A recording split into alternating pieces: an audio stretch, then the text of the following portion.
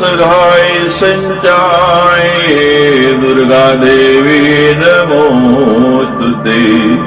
सर्वरोग भये देवी संसार रोग विमोचिनी। सर्वगी सत्व संपूर्णे संदुर्गे नमोस्तुते। संगीत रस की माते संगीत सुस्वास्पदे। संगीताराधिते देवी गीत दुर्गे नमोस्तुते। वीणा गानले मातर वीणा संगाने पूजिते। वीणा विष्णु स्वरे देवी नाद दुर्गे नमोस्तुते। वरराण वरस्यज्ञे शिव शक्ति सगार में।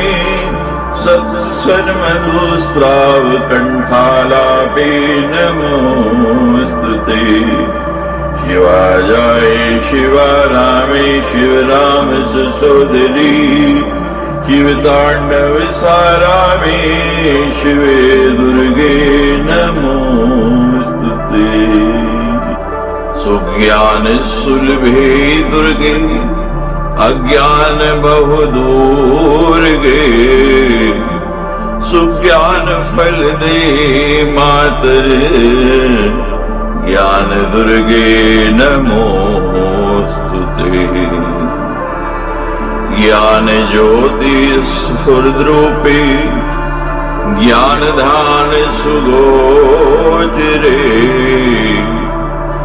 ज्ञान मोक्षावहे देवी मोक्ष दुर्गे नमोस्तुते। सर्वमंगल संपन्ने सर्वमंगलदायिनी। सर्वमंगल सद्रूपी दुर्गे ते शुभ मंगलम्। नवनवे कृति स्तोत्रम नवरात्रि सुपूजनम। नवनन्ये सुगातव्यं नवदुर्गा पदार्पणम्। त्यागराज गुरु स्वामी शिष्य पुष्प सुगीतिकम्। दुर्गा प्रीतम शिवा स्तोत्रम गानीयम शुभ सत्फलम्। चतुर्विंशो अध्याय। नारद उवाच नारायणश्च भगवान् वीर्याधानं चकार है। तुलस्यां केन रूपेण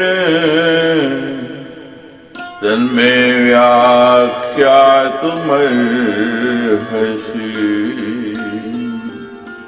नारद जी बोले, भगवान नारायण ने कौन सा रूप धारण कर तुलसी में वीर्याधान किया था, उससे मुझे बताइए। श्री नारायण उवाच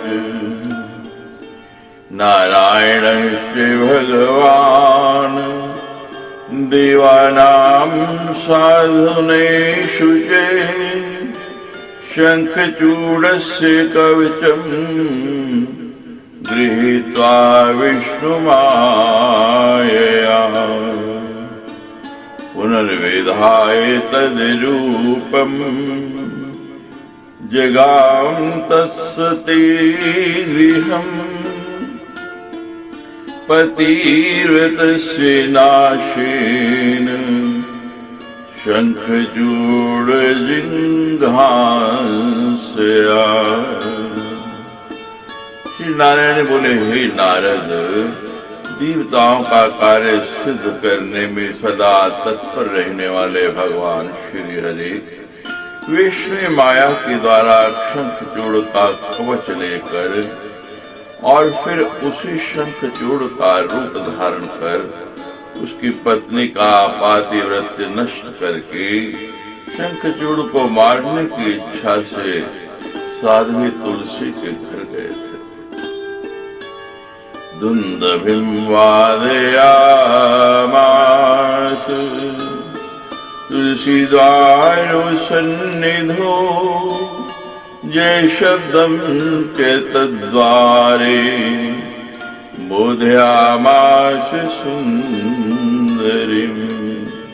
उन्होंने तुलसी के भवन के द्वार के पास दुंदुभि बजवाई और उस द्वार पर जयकार लगवाकर सुंदरी तुलसी को यह ज्ञात कराया कि उसके पति विजयी होकर आ गए। तच्युताजरवं साध्वी परमानंद संयुता राजमार्गे गवाक्षीण ददर्श परमे आदिराज। ब्राह्मणेभ्यो धनं दत्त्वा कार्यामास मंगलम्। वन्दिभ्यो भिक्षुकभ्यश्च वाजिभ्यश्च धनं ददो। वे ध्वनि सुनकर के साध्वी तुलसी परम आनंदित हुई और अत्यंत आदर के साथ पति दर्शन की कामना से खिड़की में से राजमार्ग की ओर देखने लगी। तत्पश्चात उसने ब्राह्मणों को धन प्रदान करके मंगलाचार करवाया और बंदी जनों, भिक्षुकों तथा सूतमागतों को निछावर स्वरूप धन दिया। अब्रूहि रथा देवो दिव्याश्च भवनं ययो अमूल्य रत्न निर्माणं सुंदरं सुमनोहरम्। दृष्ट्वा च पुरते कान्तं सातं कान्तं मुदान्विता तत्पादं क्षाल्यामास ननाम चेरुरोध चे। तदनंतर भगवान श्री हरि रथ से उतरकर देवी तुलसी के सुंदर अत्यंत मनोहर तथा अमूल्य रत्न निर्मित भवन में गए। अपने कांतिमान पति को समक्ष देखकर वे बहुत प्रसन्न हुए। उसने प्रेम पूर्वक उनका चरण धोया, फिर उन्हें प्रणाम किया और वह रोने लगे। रत्न सिंहासने रम्ये वास्यामास कामुकी ताम्बूलं च ददौ तस्मै कर्पूरादि सुवासितम्।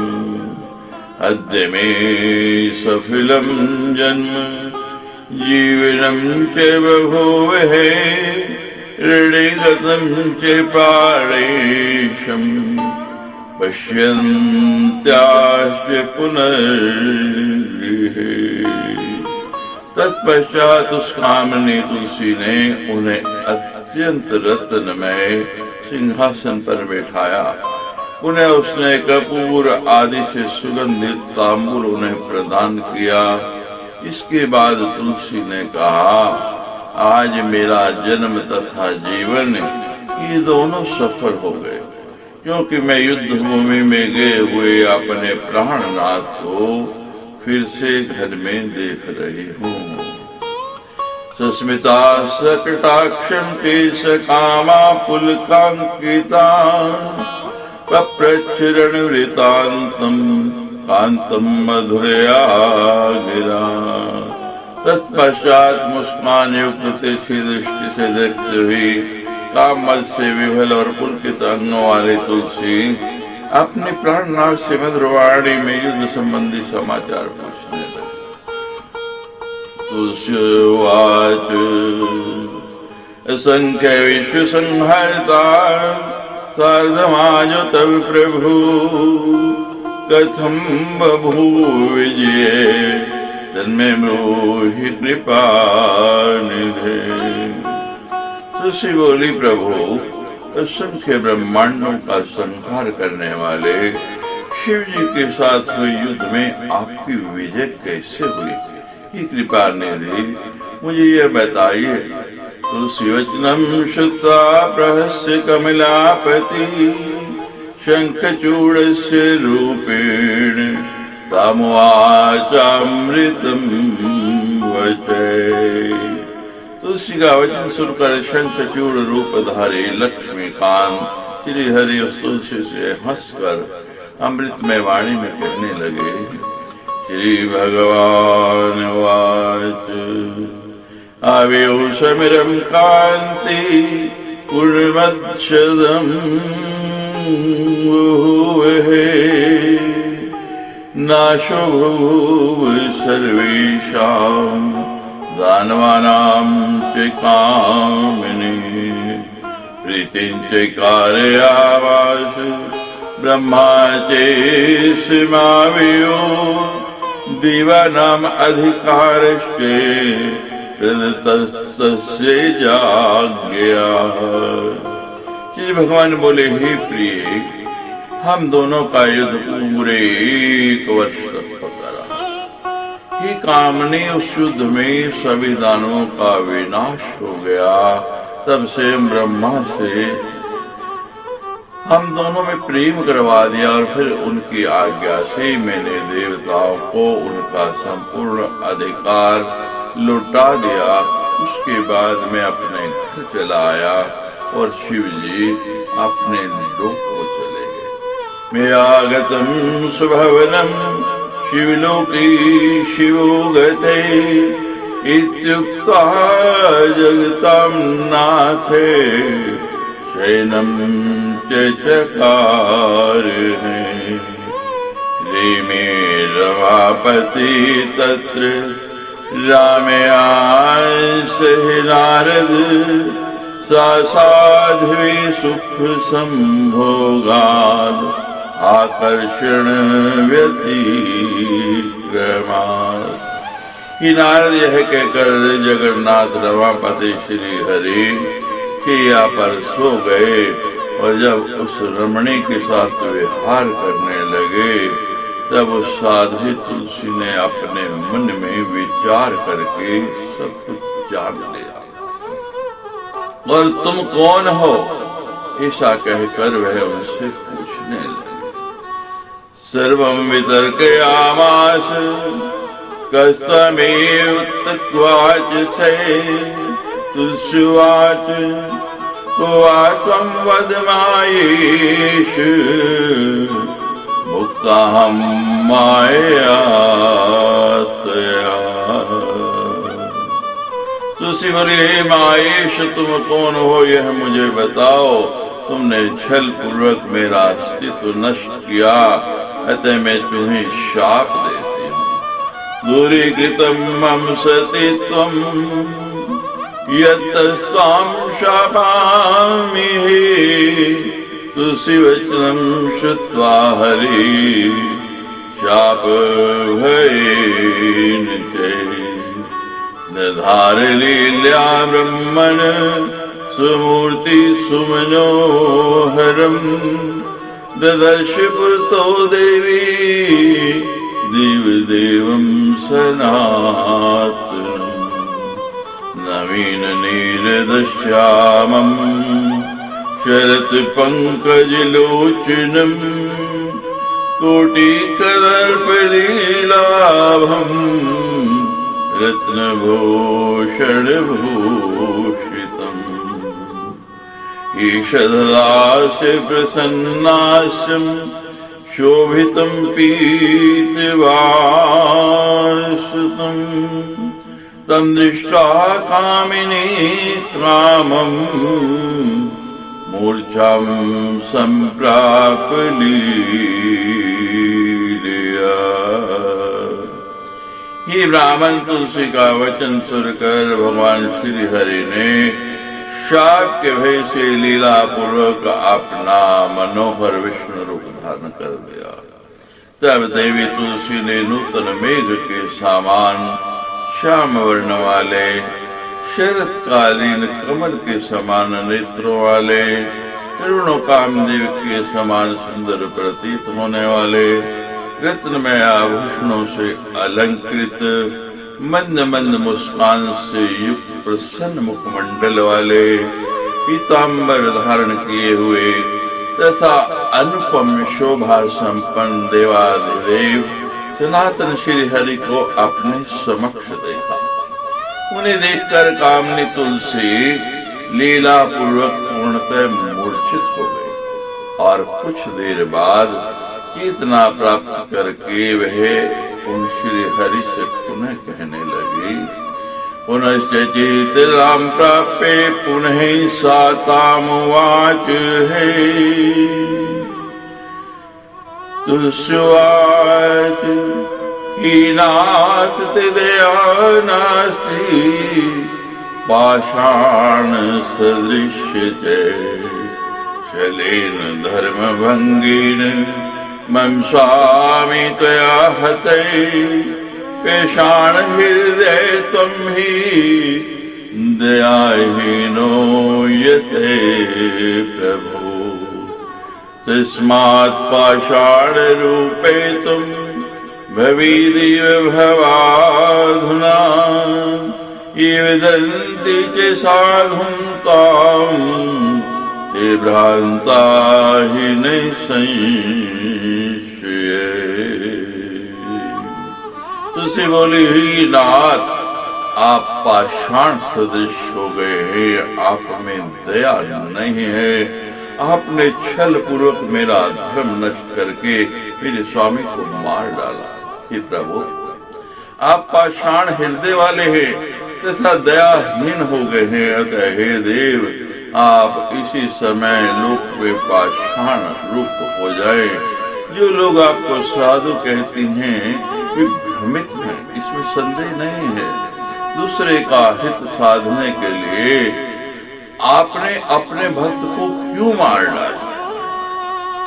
भक्तो बिना पराधीन परार्थी च कथम हते विषम रुरोध शोकार्ता विललाप मुहुर्मुहुः ततश्च करुणां दृष्ट्वा करुणार सागरे नयन्तां बोधयतु वाच कमिलापति। हे नारद, इस प्रकार शोक संतप्त तुलसी ने बहुत रुदन तथा बार बार विलाप किया। तदनंतर करुणा रस के सागर कमलापति श्री हरि तुलसी की कारण अवस्था को देखकर नीति युक्त वचनों से उसे समझाते हुए कहने लगे, श्री भगवान उवाच तपस्थित्वा कृतं भद्री मदर्थी भारती चिरम् तदर्थी शंखचूडस्य चकार सुचिरम तपे। श्री भगवान बोले, हे भद्रे, तुमने भारत में रहकर मेरे लिए बहुत समय तक तपस्या की है। साथ ही शंखचूड़ ने भी उस समय तुम्हारे लिए दीर्घ समय तक तपस्या की। तम कामनी सोपी विजहार से तत्क्षणात् अधनादातुं उचितं तवेव तप से फलम्। निदं शरीरं त्यक्ता दिव्य देहं विधाय चे रामे रमया सार्धम् तम रमा सदृशी भव। तुम्हें पत्नी के रूप में प्राप्त करके उसने तपस्या का फल प्राप्त करके तुम्हारे साथ व्यवहार किया है। अब तुम्हें तुम्हारे द्वारा की गई तपस्या का फल देना उचित है। हे रामे, अब तुम इस शरीर को त्याग कर तथा दिव्य देह धारण करके मेरे साथ आनंद करो और मेरे लिए लक्ष्मी के समान हो जाओ। यम तनुर्नदी रूपा गंडकी च विश्रुता पूतास पुण्यदानिणां पुण्ये भवतु भारते। तव केश समूहस्य पुण्य वृक्षो भविष्यति, तुलसी केश संभूता तुलसी ते च विश्रुता।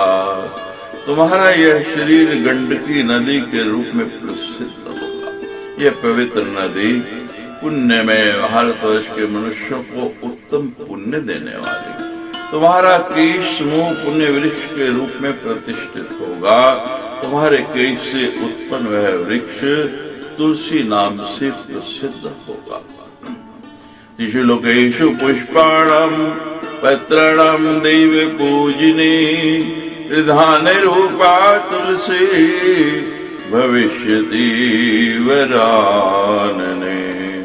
स्वर्गे मतले च पाताले गोलोकीमं सन्निधौ, भवतं तुलसी वृक्षवरा पुष्पेषु सुंदरी।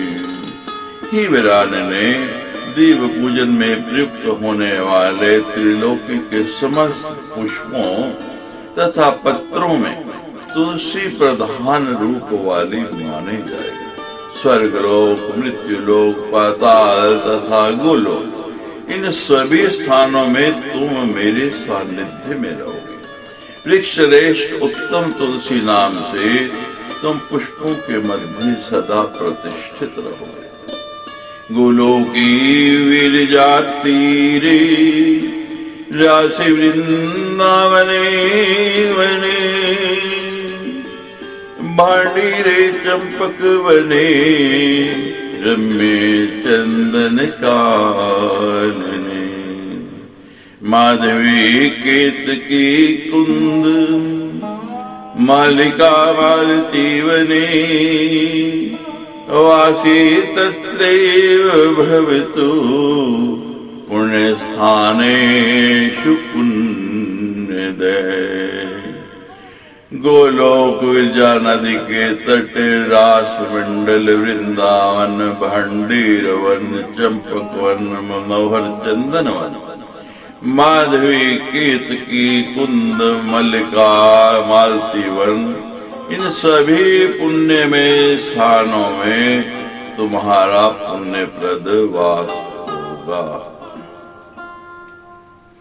तुलसी तरु मूलेषु पुण्यदेषु पुण्यदम्, अधिष्ठानं च तीर्थानां, सर्वेषां च भविष्यति। तत्रैव सर्वदेवानां मम अधिष्ठानमेव च, तुलसी पत्र पतन प्राप्ते चिवरानने। शैसनातै सर्वतीर्थेषु सर्वयज्ञेषु दीक्षिते, तुलसी पत्र तोयेन योऽभिषेकं समाचरेत्। सुधाघट सहस्राणां या तुष्टिस्तु भवेद्धरे, सा ते तुष्टि भवेन नूनम्, तुलसी पत्र दानते। गवामयुत दानेन यत्फलं भवेत्, तुलसी पत्र दानेन तत्फलं कार्तिके सते। तुलसी पत्र तोयं च मृत्युकाले च यो लभेत्, मुच्यते सर्वपापेभ्यो विष्णुलोके महीयते। नित्यं ये तुलसी तोयं भुङ्क्ति भक्त्या च मानवे, लक्षाश्वमेधजं पुण्यं संप्राप्नोति च मानवे। तुलसी वृक्ष के मूलों के सानिध्य वाले पुण्यमय स्थानों में समस्त तीर्थों का पुण्यप्रद अधिष्ठान होगा। हे वरान्य, तुलसी के पत्र आपने ऊपर पड़े, इस उद्देश्य से वहां पर मेरा तथा सभी देवताओं का निवास होगा। तुलसी पत्र के जल से जो व्यक्ति स्नान करता है उसने मानो सभी तीर्थों में स्नान कर लिया और वह सभी यज्ञों में दीक्षित हो गया। हजारों अमृत कलशों से भगवान श्री हरि की जो संतुष्टि होती है वह उन्हें एक तुलसी का पत्र अर्पण करने से अवश्य ही मिल जाती है। जो फल 10,000 गायों का दान करने से होता है वही फल कार्तिक मास में तुलसी के पत्र के दान से प्राप्त हो जाता है। जिस व्यक्ति को मृत्यु के अवसर पर तुलसी पत्र का जल सुलभ हो जाता है वे सभी पापों से मुक्त होकर विष्णु लोक में प्रतिष्ठा प्राप्त करता है। जो मनुष्य प्रतिदिन भक्ति पूर्वक तुलसी का जल ग्रहण करता है वह 1,00,000 अश्वमेघों का प्राप्त होने वाला जो पुण्य है उसे प्राप्त कर लेता है। तुलसी करे कृता हिता देहि च मानवे प्राणात्यति तीर्थेषु विष्णुलोकं च गच्छति। तुलसी काष्ठ निर्माण मालां गृह्णाति यो नरे पदे पदे अश्वमेधस्य लभते निश्चितं फलम्। तुलसी सुकरे कृत्वा स्वीकारं यो न रक्षति स याति कालसूत्रं च यावद् चन्द्र दिवाकरो करोति मिथ्याशब्दं तुलस्यं यो अत्र मानवे स याति कुम्भीपाकं च यावद् इंद्राश्च चतुर्दश। जो मनुष्य हाथ में तुलसी लेकर या शरीर में इसे धारण कर तीर्थों में प्राण त्यागता है वह विष्णु लोक जाता है। जो मनुष्य तुलसी काष्ठ से निर्मित माला को धारण करता है वह पद पद पर अश्वमेघ यज्ञ का फल निश्चय ही प्राप्त करता है। जो मनुष्य तुलसी को अपने हाथ में रखकर अपने प्रतिज्ञा वचन की रक्षा नहीं करता वह काल सूत्र नरक में पड़ता है और वहां पर चंद्रमा तथा सूर्य की स्थिति पर्यंत वास करता है। जो मनुष्य इस लोक में तुलसी के समीप झूठी प्रतिज्ञा करता है वे कुंभीपाक नरक में जाता है और 14 इंद्रों की स्थिति तक वहां पड़ा रहता है। तुलसी तोय कर्णिकाम मृत्यु काले चयूलभीत रत्नयानम समाजूये वैकुंठे प्राप्यते ध्रुवम्। पूर्णिमायामायं च द्वादश्यां रविसंक्रमे तैलाभ्यङ्गं च कृत्वा च मध्याह्ने निशि सन्ध्यो। अशुचि शुचि काले ये रात्रिवासोन्विता नरा तुलसीं मे विचिन्वति ते छिन्दन्ति हरे शिरे। मृत्यु की समय जिस मनुष्य के मुख में तुलसी जल का एक कण भी पहुंच जाता है वे रत्नमय विमान पर आरूढ़ होकर निश्चय ही विष्णु लोक हो जाता है।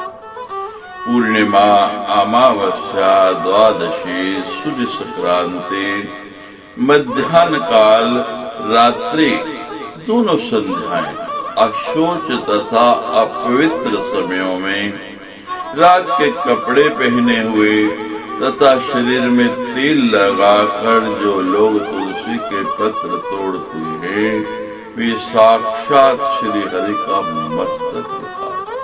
त्रिरात्रम तुलसी पत्रम शुद्धम पर्युषितम सती चिराधिव्रति चिदाने चे प्रतिष्ठायं सुरार्चने भूगतं तोये पतितं यद्दत्तं विष्णुवे सति शुद्धं च तुलसी पत्रं शालनादन्य कर्मणि वृक्षाधिष्ठात्री देवी यागोलोकी च निरामयी कृष्णे सार्धं नित्यं च नित्य क्रीडां करिष्यसि नद्याधिष्ठात्री देवी या भारती च सुपन्यदा गणोदस्य सा पत्नी मदंशस्य भविष्यति श्राद्ध व्रत दान प्रतिष्ठा तथा दीवर्चन के लिए तुलसी पत्र बासी होने पर भी 3 रात तक शुद्ध बना रहता। पृथ्वी पर पड़ा हुआ अथवा जल में गिरा हुआ या विष्णु को चढ़ाया हुआ तुलसी पत्र धो देने पर दूसरे कार्यों के लिए शुद्ध होता है। वृक्षों की अधिष्ठात्री देवी बनकर तुम सदा शाश्वत गोलोक में मुझ कृष्ण के साथ सदा विहार करोगी। उसी प्रकार भारतवर्ष में नदियों के जो अत्यंत पुण्यदायिनी अधिष्ठात्री देवी है उस रूप में भी तुम मेरे ही अंश स्वरूप लवण समुद्र की पत्नी बनोगे। तम च स्वयं महासाध्वी वैकुंठिमं सन्निधो रमा समाच रामा च भविष्यसि निसंशय। अहं च शैलरूपेण गंडकी तीर सन्निधो अधिष्ठानं करिष्यामि भारते तव शापते। कोटि संख्या तत्र कीटा तीक्ष्णदंष्टावरायुधे तच्छिलाकुहरे चक्रं करिष्यन्ति मदीयकम्। एकद्वारं चतुश्चक्रं वनमाला विभूषितं नवीन नीरदाकारं लक्ष्मी नारायणाधिकम्। एकद्वारं चतुश्चक्रं नवीन नीरदोपमं लक्ष्मी जनार्दनो गेयो रहितो वनमालय।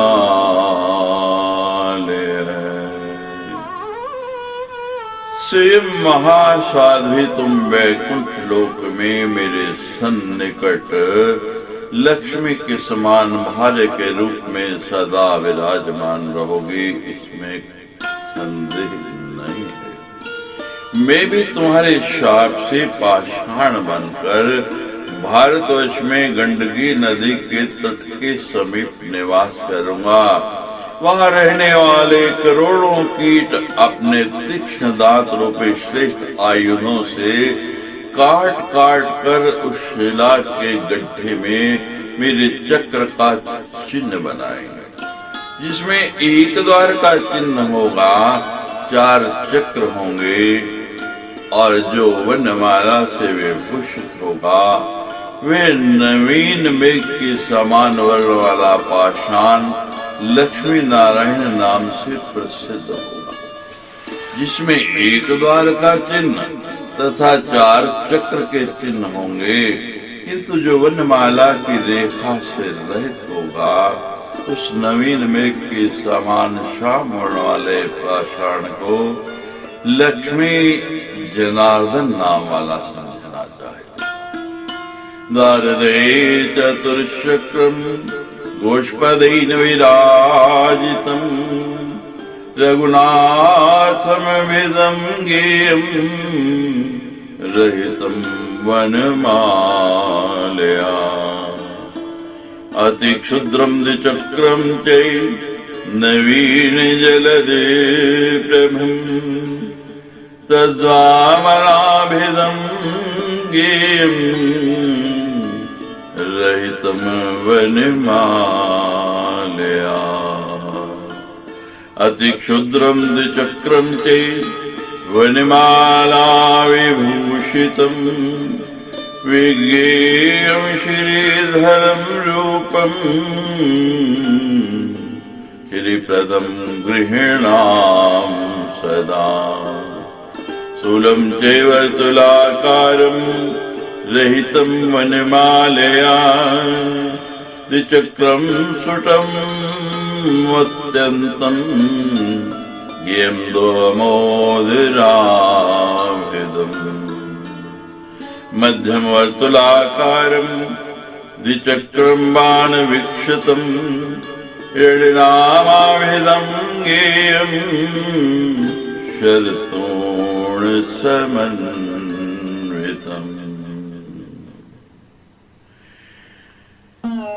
दो द्वार वाले तथा चार चक्र से युक्त गाय के खुर से सुशोभित तथा वनमाला से रहित पाषाण को रघुनाथ नाम से जानना चाहिए, जिसमें बहुत सूक्ष्म दो चक्र के चिन्ह हो और वनमाला की रेखा न हो। उस नवीन मेघ के सदृश वर्ण वाले पाषाण को भगवान वामन नाम से मानना चाहिए। जिस पाषाण में अत्यंत सूक्ष्म आकार के दो चक्र हों, जो वनमाला से सुशोभित हो, गृहस्थों को सदा श्री प्रदान करने वाले उस पाषाण को भगवान श्रीधर का ही स्वरूप समझना चाहिए। स्थूल गोलाकार वनमाला से रहित तथा अत्यंत स्पष्ट दो चक्रों से अंकित पाषाण को भगवान का दामोदर नाम वाला स्वरूप जानना चाहिए, जो मध्यम गोलाई के आकार वाला हो, जिसमें दो चक्र बने हों, जिस पर बाण तथा तरकश का चिन्ह बना अंकित हो, उसके ऊपर बाण से कट जाने का चिन्ह हो, उस पाषाण को रण में शोभा पाने वाले भगवान राम का चिन्ह समझना चाहिए। मध्यम आकार वाले 7 चक्रों के चिन्हों से अंकित छत्र तथा आभूषण से अलंकृत पाषाण को भगवान राज राजेश्वर समझना चाहिए। वे पाषाण मनुष्यों को विपुल राज संपदा प्रदान करने वाला है। चक्रम स्थूलम च नवनीरद सुप्रभम् अनंत सख्यम च विज्ञेयम् चतुर्वर्ग फल प्रदम् चक्राकारं द्विचक्रं च सश्रीकं जलप्रभं सगोष्पदं मध्यमं च विज्ञेयं मधुसूदनम् सुदर्शनं चैकचक्रं गुप्तचक्रे गदाधरं द्विचक्रं हे वक्त्राभम् हैग्रीवं प्रकीर्तितम्।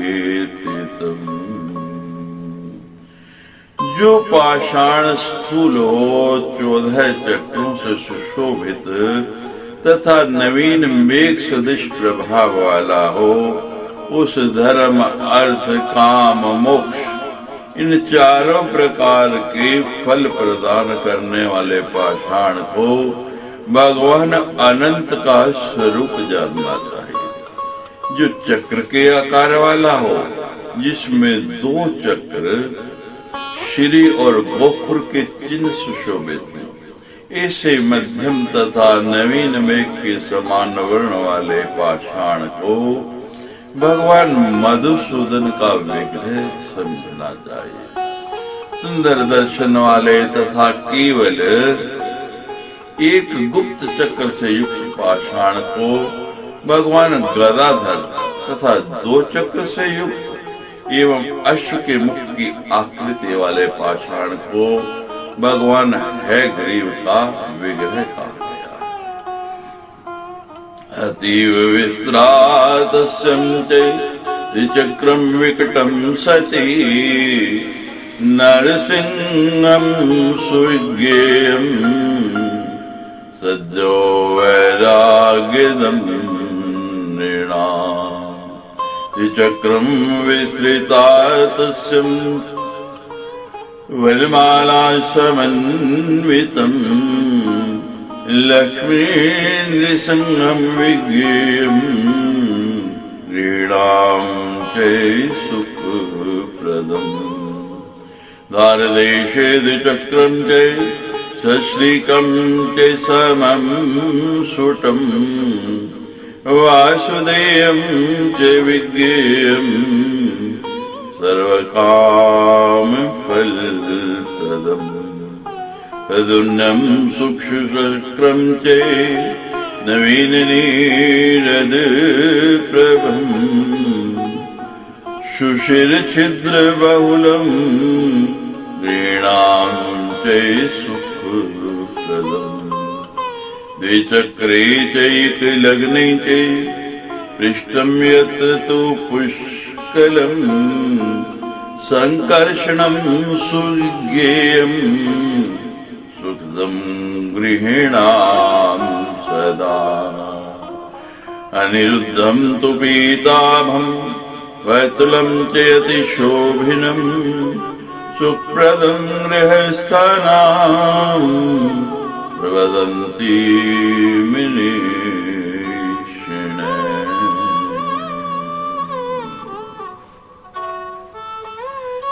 जो अत्यंत विस्तृत मुख वाला हो, दो चक्र के चिन्हों से सुशोभित हो, जो देखने में विकट लगता हो, मनुष्यों को शीघ्र वैराग्य प्रदान करने वाले इसी पाषाण को भगवान नरसिंह का स्वरूप समझना चाहिए, जिसमें दो चक्र हो, जो विस्तृत मुख वाला हो तथा वनमाला से सुशोभित हो। गृहस्थों को सुख प्रदान करने वाले ऐसे पाषाण को लक्ष्मी नृसिंह का रूप समझना चाहिए, जिसके द्वार देश में दो चक्र तथा श्री का चिन्ह स्पष्ट रूप से समस्त कामनाओं का फल प्रदान करने वाले उस पाषाण को भगवान वासुदेव का विग्रह जानना चाहिए, जो सूक्ष्म चक्र के चिन्ह से युक्त हो, नवीन मेघ के समान श्याम वर्ण का हो और जिसके मुख पर बहुत से छोटे छोटे छिद्र विद्यमान हो। गृहस्थों को सुख प्रदान करने वाले उस पाषाण को प्रद्युम्न का स्वरूप जानना चाहिए, जिसमें परस्पर सटे हुए दो चक्रों के चिन्ह विद्यमान हो तथा जिसका पृष्ठ भाग विशाल हो। गृहस्थों को निरंतर सुख प्रदान करने वाले उस पाषाण को भगवान संकर्षण का ही रूप समझना चाहिए, जो अत्यंत सुंदर गोलाकार तथा पीत आभा वाला हो। गृहस्थों को सुख प्रदान करने वाले उस पाषाण को विद्वान पुरुष भगवान अनिरुद्ध का स्वरूप कहते हैं। शालग्राम शिला यत्र तत्र सन्निहितो हरि तत्रैव लक्ष्मीर्वस्ति सर्वतीर्थ समान्विता। यानि कानि च पापानि ब्रह्महत्यादिकानि च तानि सर्वाणि नश्यन्ति शालग्राम शिलार्चना। यत्राकारे भवेद्राज्यं वतुले च महाश्रिये दुःखं च शक्ताकारे शूलग्रे मरणं ध्रुवम्। अनेक प्रकार के शालिग्रामों का वर्णन करने के बाद नारायण बता रहे हैं कि जहां शालिग्राम की शिला रहती है वहां भगवान श्री हरि विराजमान रहते हैं और वहीं पर भगवती लक्ष्मी भी सभी तीर्थों को लेकर सदा निवास करते हैं। ब्रह्म हत्या आदि जो भी पाप हैं वे सब शालिग्राम शिला के पूजन से नष्ट हो जाते हैं। क्षेत्राकार शालिग्राम के पूजन से राज्य, गोलाकार शालिग्राम के पूजन से महालक्ष्मी, शकट के आकार वाले शालिग्राम के पूजन से कष्ट तथा शूल के समान अग्रभाग वाले शालिग्राम के पूजन से निश्चित रूप से मृत्यु होती है। विकृता से च दारिद्र्यम पिंगले हानिरेव च भगन चक्रे भवेद वर्धे वदीर्णे मरणं ध्रुवम्। व्रतं दानं प्रतिष्ठं च श्राद्धं च देव पूजनम् शालिग्रामस्य सान्निध्यात् प्रशस्तं तद्भवेदिति। शेषनाथ सर्वतीर्थेषु सर्वयज्ञेषु दीक्षिते सर्वयज्ञेषु तीर्थेषु व्रतेषु तपस्सु च। विकृत मुख वाले शालिग्राम से दरिद्रता, पिंगल वर्ण वाले से हानि, खंडित चक्र वाले से व्याधि तथा विदीर्ण शालिग्राम से निश्चय ही मरण होता है। व्रत, स्नान, प्रतिष्ठा, श्राद्ध तथा देव पूजन आदि जो भी कर्म शालिग्राम की सन्निधि में किया जाता है वे प्रशस्त माना जाता है और वह कर्ता मानो सभी तीर्थों में स्नान कर चुका और सभी यज्ञों में दीक्षित हो गया। इस प्रकार उसे संपूर्ण यज्ञों, तीर्थों, व्रतों और तपस्याओं का फल मिल जाता है। पाठे चतुर्णा वेदानां तपसं कारिणे सति तत्पुण्यं लभते नूनं शालिग्राम शिलार्चना। शालिग्राम शिला तो येर्योऽभिषेकं सदा चरेत् सर्वदानेषु यत्पुण्यं प्रदक्षिणं भुवो यथा। शालिग्राम शिला तोयं नित्यं भुक्तन्ते ये यो नरे तुरेप्सितं प्रसादं च लभते नात्र संशय। तस्य स्पर्शनैवाच्छन्ति तीर्थानि निखिलानि च जीवन मुक्तो महापूतो अप्यन्ते याति हरिपदम्। तत्रैव हरिणा सार्धम् असंख्यं प्राकृतं लयम् यास्यते हि दास्यते नियुक्तो दास्य कर्मणि।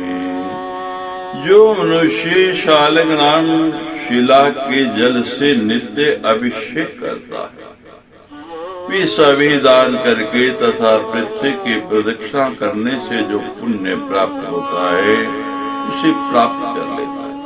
जो मनुष्य शालिग्राम शिला के जल का नित्य पान करता है वे देवाभिलाषित प्रसाद प्राप्त कर लेता है, इसमें संदेह नहीं है। समस्त तीर्थ उसका स्पर्श करना चाहते हैं, वह जीवन मुक्त तथा परम पवित्र मनुष्य अंत में भगवान श्री हरि के लोक चला जाता है। वहां पर वह भगवान श्री हरि के साथ असंख्य प्राकृत प्रलय पर्यंत रहता है। फिर वहां भगवान का दास्य भाव प्राप्त कर लेता है और उनकी सेवा कार्य में नियुक्त हो जाता है। यानि कानि च पापानि ब्रह्महत्या समानि च तं दृष्ट्वा च पलायन्ति विनतेयो दिवारया। तत्पादरजसा देवी सद्यपूता वसुंधरा पुंसाम लक्ष्यम तप्ते राम निरस्तरे तस्य जन्मते शालिग्राम शिला तोयम मृत्यु काले तो लभेत सर्व पाप विनिर्मुक्तो विष्णुलोकम स गच्छति निर्वाण मुक्तिम लभते कर्म भोगात् प्रमुच्यते विष्णो पदे प्रलीनश्चे भविष्यति निसंशय। ब्रह्म हत्या सदृश जो कोई भी पाप हो वे भी उस व्यक्ति को देखते ही उस प्रकार भाग जाते हैं जैसे गर्भ को देख करके सर्प। उस मनुष्य के चरण की रज से पृथ्वी देवी तुरंत पवित्र हो जाते हैं और उसके जन्म से उसके लाखों पितरों का उद्धार हो जाता है। जो मनुष्य मृत्यु के समय शालग्राम शिला के जल का पान कर लेता है वे समस्त पापों से मुक्त होकर विष्णु लोक को चला जाता है। इस प्रकार वह सभी कर्म भोगों से मुक्त होकर निर्वाण मुक्ति प्राप्त कर लेता है और भगवान विष्णु के चरणों में लीन हो जाता है, इसमें कोई संशय नहीं है। शालग्राम शिलाम धृत्वा मिथ्या वाक्यम वदेतु ये सेयाति कुंभे पाकीते यावद् वै ब्रह्मणो वै। शालग्राम शिलां धृत्वा स्वकीकारं यो न पालेत् ते प्रयास्यसि पत्रं चे लक्ष्यमन्वन्तरावधि। तुलसी पत्र विच्छेदम शालग्रामे करोति तस्य जन्मांतरे कांते स्त्री विच्छेदो भविष्यति। तुलसी पत्र विच्छेदम शंखयो हि करोति चेत् बालहीनो भवेत् सोऽपि रोगी चेत् सप्तजन्मसु। शालग्राम शिला को हाथ में लेकर जो मनुष्य मिथ्या वचन बोलता है वे कुंभी पाक नरक में जाता है और ब्रह्मा जी की आयु पर्यंत वहां निवास करता है। जो शालग्राम शिला को हाथ में लेकर अपने द्वारा की गई प्रतिज्ञा का पालन नहीं करता वे 80 पत्र नामक नरक में जाता है और वहां 1 लाख मनवंतर की अवधि तक रहता है। एकांते जो मनुष्य शालिग्राम शिला से तुलसी पत्र को हटा देता है वह दूसरे जन्म में स्त्री से वियुक्त हो जाता है। उसी प्रकार जो पुरुष शंख से तुलसी पत्र को अलग करता है वह भी 7 जन्मों तक भार्याविहीन तथा रोग युक्त रहता है। शालग्रामं च तुलसीं शंखमेकत्र च यो रक्षति महाज्ञानी स भवेत् हरि प्रिय। सकृदेवी यो यस्यां वीर्याधानं करोति चेत् तद्विच्छेदे तस्य दुःखं भवेदेव परस्परम्। तं प्रिया शंखचूडस्य च एकमन्वन्तरावधि शंखेन सार्धं तद्भेदे केवलं दुःखदे तथा। जो महाज्ञानी व्यक्ति शालग्राम तुलसी और शंख को एकत्र रखता है वे भगवान श्री हरि के लिए अत्यंत प्रिय हो जाता है। जो पुरुष एक बार भी जिस किसी स्त्री के साथ एकांतवास कर लेता है वियोग होने पर उसका दुख उन दोनों को परस्पर होता है। तुम एक मनवंतर की अवधि तक शंखचूड़ की भार्या रह चुके हो, अतः उसके साथ तुम्हारा वियोग कष्टदायक तो होगा ही। इत्युक्ता श्रीहरस्तं च वीरां च नारद साच देहं परित्यज्य दिव्य रूपम विधाय यथा शिरीश्च तथा सा जयाप्यवास हरिवक्षसि तेजगाम तया सार्धम वैकुंठम कमलापति। ही नारद, उस तुलसी से ऐसा कहकर भगवान श्री हरि चुप हो गए। तुलसी अपना वह शरीर त्याग कर और दिव्य रूप धारण करके श्री हरि के वक्षस्थल पर लक्ष्मी के भांति सुशोभित होने लगे। इसके बाद वे लक्ष्मीपति श्री हरि उसके साथ वैकुंठ लोक चले गए। लक्ष्मी सरस्वती गंगा तुलसी चापि नारद हरे प्रियाश्च तत्रश्चे बभूवरेश्वरस्य च सद्य स्नेह जाता च बभूव गंडकी नदी ईश्वरेशोऽपि शैलश्चे तत्तीरे पुण्यदो नृणाम। ही नारद, इस प्रकार लक्ष्मी, सरस्वती, गंगा और तुलसी ये चारों देवियां भगवान श्री हरि की पत्नियां हुई। उसी समय तुरंत तुलसी के शरीर से गंडकी नदी उत्पन्न हुई और भगवान श्री हरि उसी के तट पर मनुष्यों के लिए पुण्य प्रद शालिग्राम बन गए। कुर्वन्ति तत्र कीटाश्च शिलां बहुविधां मुने जले पतन्ति आयाश्च फलदाताश्च निश्चितम् सलस्ता पिङ्गला गेयाश्च तोपतापान्द्रवेरति इत्येवं कथितं सर्वं किं भूयशो तुमिच्छसि। ही मुने, वहां रहने वाले कीट शिला को काट काट कर उन्हें अनेक प्रकार के रूपों वाले बना देते हैं। जो जो शिलाएं जल में गिरती है वे निश्चित रूप से उत्तम फल देने वाली होती है। जो शिलाएं धरती पर गिरी रहती हैं वे सूर्य के ताप के कारण पीली पड़ जाती हैं। उन्हें पिंगला में शिला समझना चाहिए। इस प्रकार मैंने सारा प्रसंग कह दिया। अब पुनः क्या सुनना चाहते हो? श्रीमद्देवी भागवते महापुराणे अष्टादश सहस्रम संहितायां नवम स्कंधे नारायण नारद संवादे तुलसी महात्म्यं से शालग्राम महत्वर्णम नाम चतुर्विंशो अध्याय। सच्चे दरबार की जय।